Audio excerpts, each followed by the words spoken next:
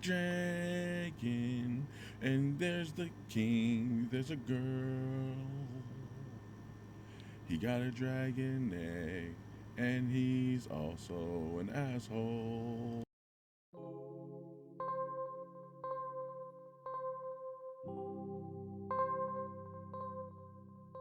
I would urge that you not allow this triarchy much latitude in the stepstones, Your Grace. If our shipping lanes should fall, it will beg our ports. The Crown has heard your report, Lord Corlys, and takes it under advisement. Oh, I ain't even talking to you. Shall we discuss the heirs tournament, Your Grace? I would be delighted.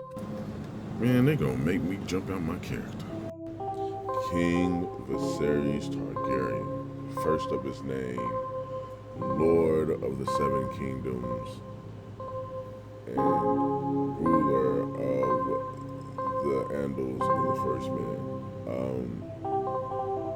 King Viserys is a horrible king, and I'm going to outline today why, some of my reasons why I believe King Viserys is one of the worst kings to sit the Iron Throne. Now, the scene we just saw, right, in the beginning, in the very beginning, the scene we just saw was the first council meeting we see. And in this scene, you see them talking about nonsense. Lord Beesbury is complaining about the money being spent on the city watch because now he's the master of coin. Even though Daemon was the former master of coin, now they switched it out and put this guy who has all of his money invested into the kingdom. Lord Beesbury is apparently giving or loaning money to the crown, similar to what we see in Game of Thrones with the Lannisters loaning gold to the Baratheon crown. So we see this, we see them talking about no monetary problems and blah, blah, blah. The economy is important. But then Lord Corlys speaks up and says, hey, there's some stuff going on in the stepstones. I think we should focus on that. And no one's paying any mind. It's funny and it's interesting the way Otto looks at Lord Beesbury when he brings up Daemon. It's almost as if Otto had planted that thought into Lord Beesbury's mind, and he was watching it bear fruit right before him, and he smirked. This is Otto at his most arrogant. The first episode. First episode, you see all of the intrigue, all of the conniving glances, and just little subtle hints that Otto is really running the show. And the look that Corlys gives Otto, and then the king, like, you just gonna let him speak for you? Is this your king? Is this your king? Like, the hand of the king is not supposed to speak for the king, unless the king commands it. But it's not like the king isn't present. The king is sitting right there. And still, this man is telling you, hey, there's this new alliance, this triarchy from the free cities that aren't under our sway. They're trying to come into our area of influence, and it could cause our ships to be intercepted and all this stuff, and it will affect our economy. They could bring war on the stepstones. And this fool just lets Otto shut him down. The series literally allows Otto to shut down the conversation about something real, something that needs to be taken care of, and instantly jumps to, oh yeah, let's talk about the tournament. Yes, Lord Jesus, yes, save me from actually doing some work. So let's just look at the scene between Corlys and Viserys. My lords, the growing alliance among the free cities has taken to styling itself the triarchy. They've amassed from bloodstone and are presently ridding the stepstones of its pirate infestation. Well, that sounds suspiciously like the news report. A man called Corlys Velaryon has styled himself the Prince Admiral of this triarchy. They call him the Crab Feeder due to his inventive methods of punishing his enemies. And are we meant to wait for dead pirates? No, Your Grace. Rhoynar, you're late. King's cupbearer must not be late. What? Bro, what are you talking about, man? Bro, I'm out, man. That nigga's tripping. Yes, Russell, these niggas is tripping. What is going on? This man Corlys just brought up a good point. Hey, this man, he's freeing the stepstones from the pirates, which sounds cool, but now he's like the chief admiral, and he's saying that like he's going to be lord of this area, which no one can say because that's treason, because we've all, we've all sworn fealty to you, except for the freehold cities. So maybe we should handle this, and maybe we should get rid of the pirates instead of letting this guy, this random dude, do it. And no, as soon as Rhaenyra walks in, oh yeah, my wine, my cupbearer, you're so important. And it's like, bruh, why are you worried about wine? It's like 10 in the morning. We're talking about the security of the realm, and you blubbering over your daughter being late for wine? What? And then, this is another thing, that he is a horrible parent. He allows Rhaenyra to do whatever she wants. She lies directly to his face for no reason. She's a habitual liar. We'll get to Rhaenyra in another video, but she is just a habitual liar for no reason. Like, it's ridiculous. He just allows that to slide. He knows she's lying, and he doesn't reprimand her for it. That tells you a lot about his character. Viserys is a people pleaser. Viserys is, let's have a party, let's have a good time, let's drink. You know what I'm saying? Viserys is that guy that he tries too hard to be liked. Those people are very dangerous, because those people will do almost anything for a little bit of shine, a little bit. Like, he wants to be remembered as this great king, and yet he doesn't even want to do the work to be the king. He doesn't want to hear the council.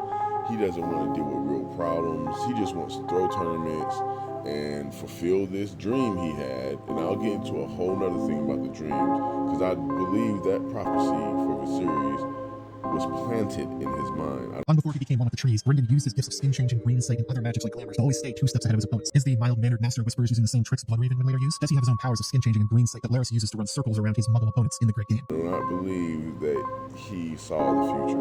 I believe that there's an outside force in Westeros, probably in the far north, who sends fake dreams to people. I just believe that. I believe that some green seer is sending false prophecies, and has been sending false prophecies for a long time. I do not believe, and it could be that Viserys is misreading the prophecy, which we've seen in the books. Everyone misreads the prophecies. Everyone misreads. But I don't know. I think that Viserys' whole prophecy isn't even about. The prophecy isn't about his direct line. The prophecy is, of course, about Daenerys and Jon Snow. But he is so obsessed with the prophecy that he's not focusing on what's real. He's not focusing on his wife, who you can clearly see is not well. He's not focusing on the things that are not good in the realm.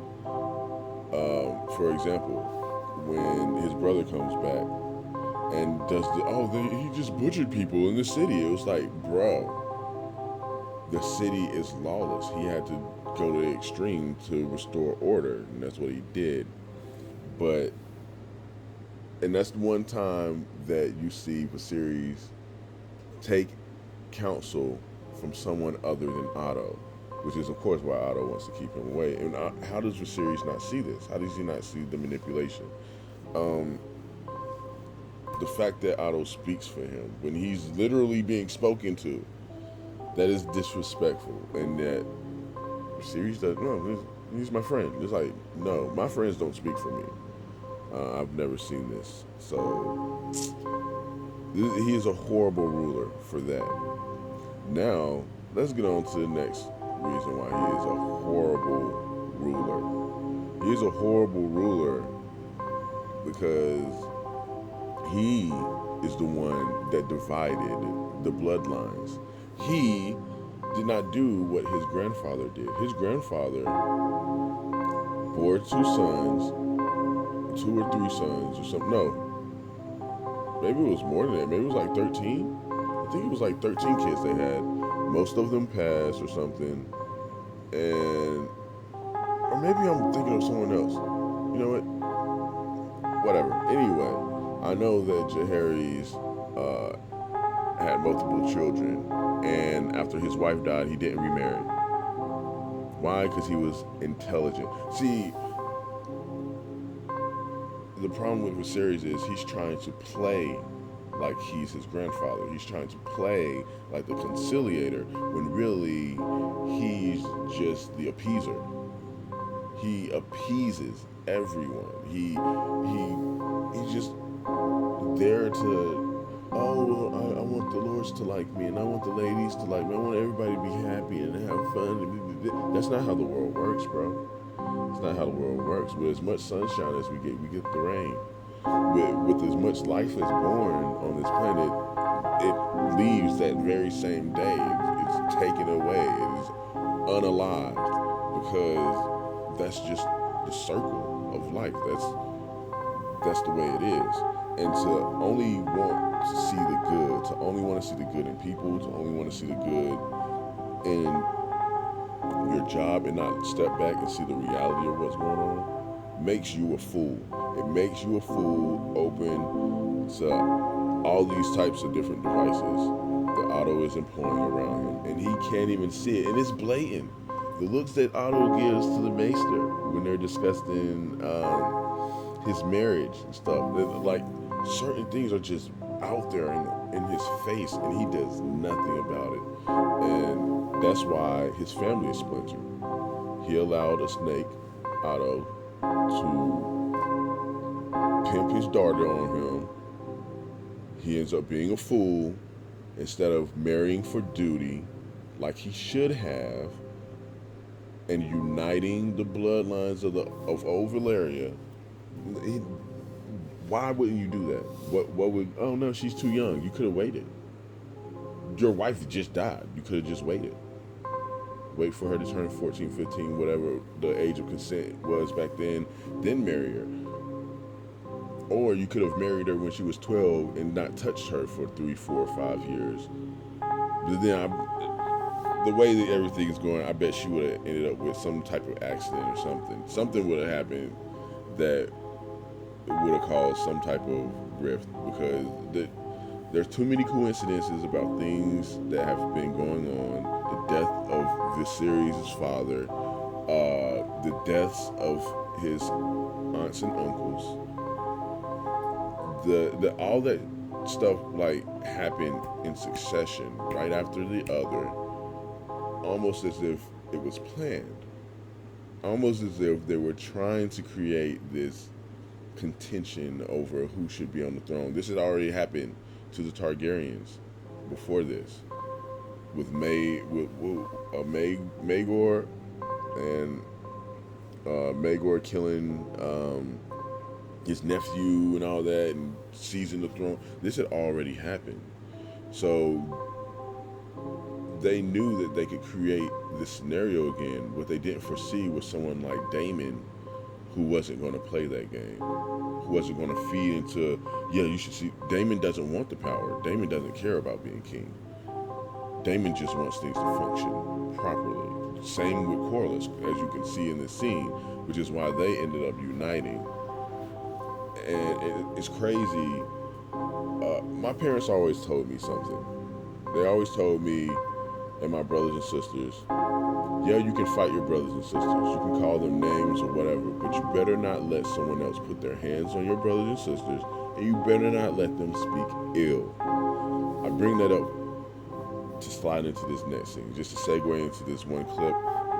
And y'all tell me the difference between Viserys and Daemon. The Iron Throne has already spurned Viserys, and it's for good reason, as you're going to see in these clips. But this is what solidified in my mind, oh, Viserys is a fool. So just take a look. I corroborated this report with 3 separate witnesses. The evening was, by all accounts, celebration. 10 years you've been king, and yet not once have you asked me to be your hand. Why would I do that? Because I'm your brother. And the blood of the dragon runs thick. Then why do you cut me so deep? I've never spoken the truth. I see Otto Hightower for what he is. Unwavering and loyal. A cunt. Now, you see right there, the series called Otto a faithful and loyal servant. Like, no, he's exactly what Daemon called him, a cunt. Not only that, he's conniving and sneaky, but Viserys can't see it because Otto just dotes on him and gives him compliments and all this backhanded bullshit. But everything he's doing is, everything he's advising the king to do is helping him and his allies. That's all it is doing. And Daemon knows it. And that's why he knows where this shit is coming from. And it's a shame because Viserys doesn't corroborate it. He just trusts Otto's word and seizes on the moment. And this is the start. This is why the family's going to fall apart, because Viserys isn't a good brother. He is not a good man. He is a fool. Foolish men are not good. Weak men are not good. It's not okay for you to be a weak loser. It's not okay. And the reason it's not okay is because you could be way more than that. And it's a crime, an ethical crime, for you to allow all that necessary potential to go to waste. It hurts you, it hurts your family, it hurts the world. Really, really, it does. And people think, oh, okay, I get it. They appear to be good because they're not threatening to you. Daemon's threatening, so he appears to be bad. Even the viewers who have read the books and see from an outside perspective view Daemon as bad. But Daemon never said this. Even in the book it says no one ever corroborated this but Sir Otto Hightower. And in the true telling, there are two tellings. There's the Maester's telling and then there's the true telling. And in the true telling, it's like he might have said it in jest. He might have said it in a backhand way. He didn't say it to mean what was basically insinuated. And he might have just said, a poor brother finally got the son that he wanted, and he was only the king for a day. And that was taken as a slight. Instead of, no one knows how he said it. No one knows what he said, except for Otto and these three witnesses that he doesn't name, that no one else knows. But Viserys instantly trusts Otto's word and dismisses his brother as his heir. Okay, now, remember what Viserys said, we're brothers, why did you cut me so deep? If the blood of the dragon runs so deep, why did you cut me so deep? Okay, let's see what happens right directly after you just insulted your brother and removed him as heir and basically dishonored him. Let's see what Daemon does.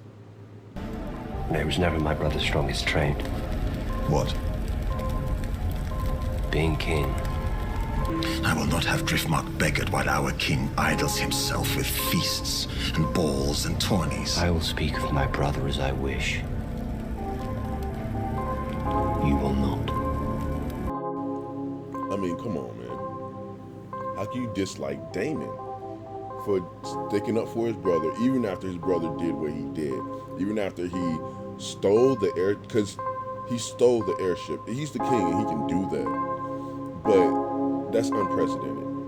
That doesn't happen. And it's funny because isn't this the same way that it is said about the uncle Maegor the Cruel? Didn't he allude to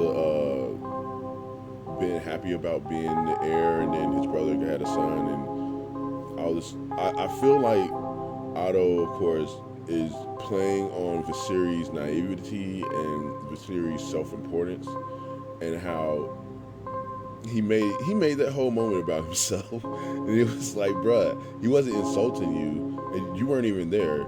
You didn't investigate at all. You just let somebody tell you.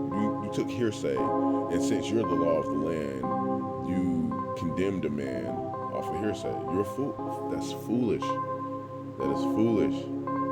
And he just didn't do his due diligence.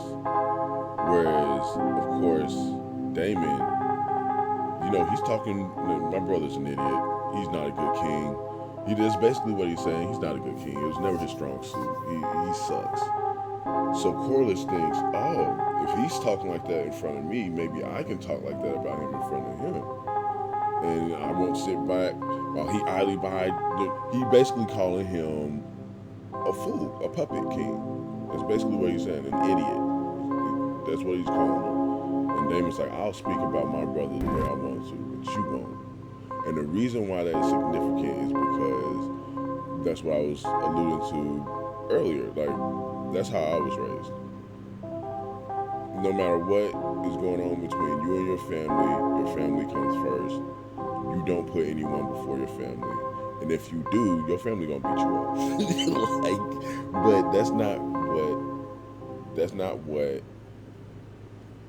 he does. He doesn't do the right thing. And this is the setup, of course, this is my before the time skip video, but I'm going to do another one on his later years and how Viserys, when he makes that move against Otto to take him away from his handship and then brings him back to appease his wife, he still hasn't learned.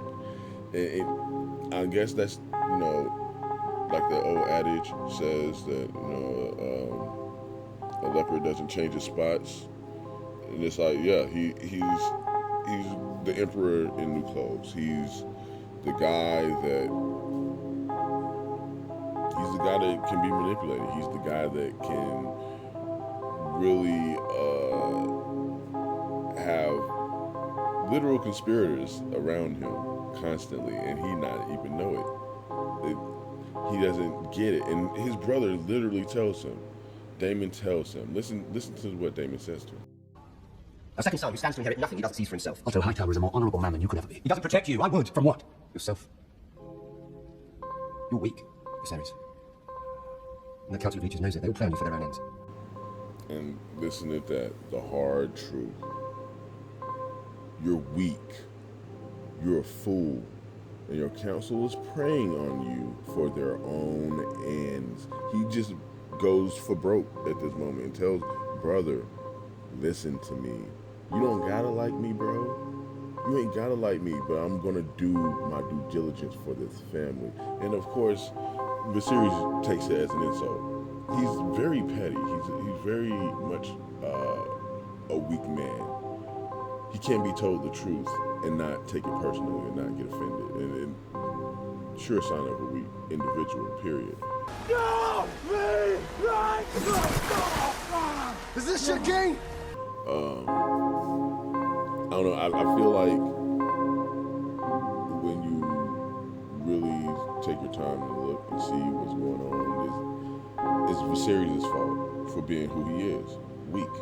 And of course, he was raised that way. Otto has been around. See, people don't understand. If you look at the books, Otto and Viserys are not the same age. Otto is like 15 years older than Viserys, but Otto has always had Viserys ever since they were kids.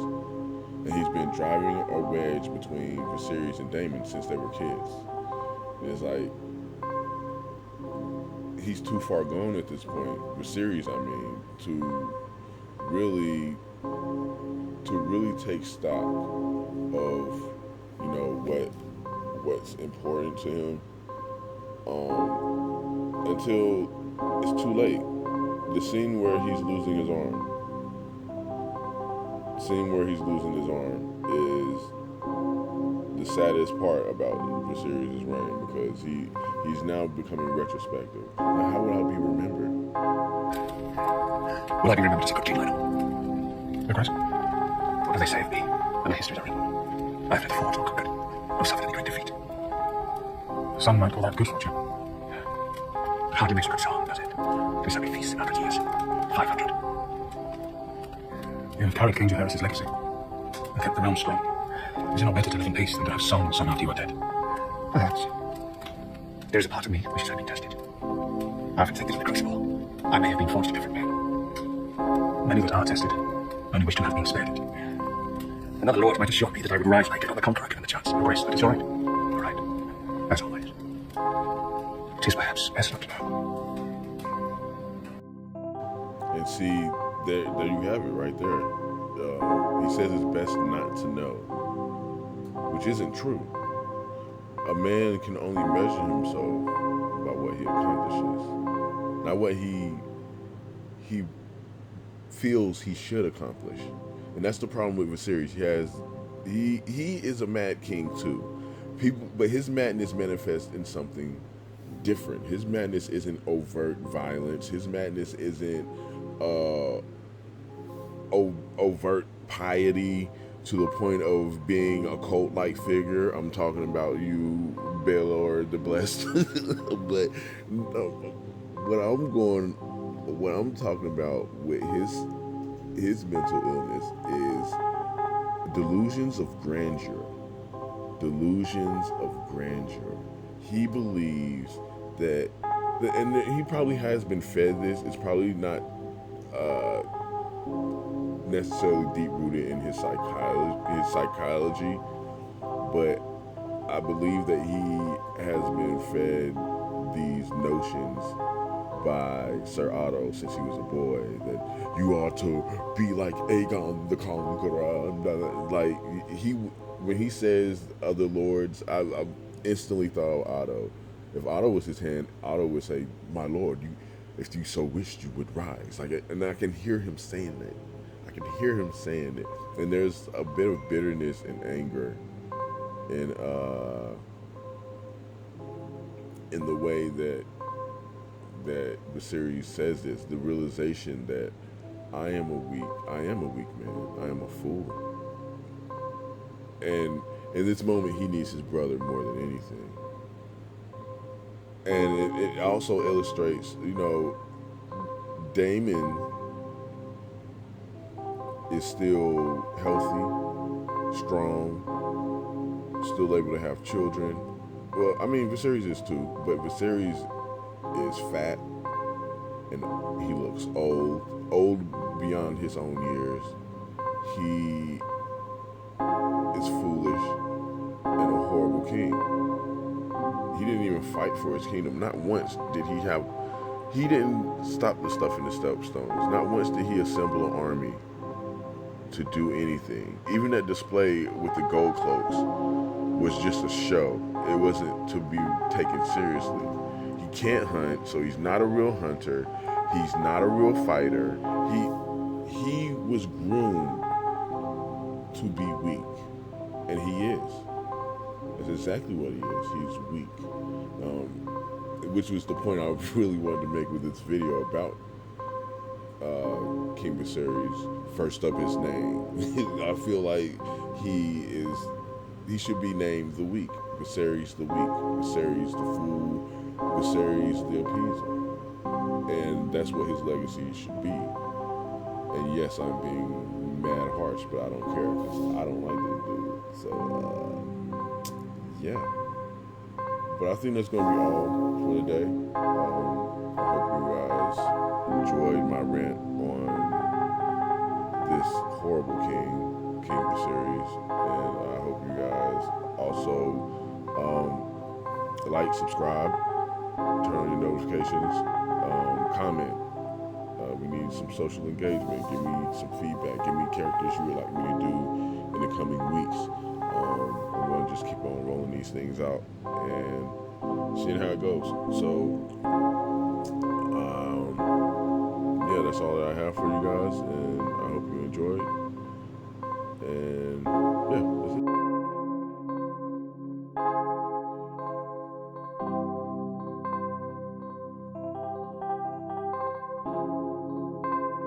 I would urge that you not allow this trial to much latitude in the steps of Congress. If our simulation fall, it will beg our applause. The Crown has heard your report, Lord Corlys, and takes it under advisement.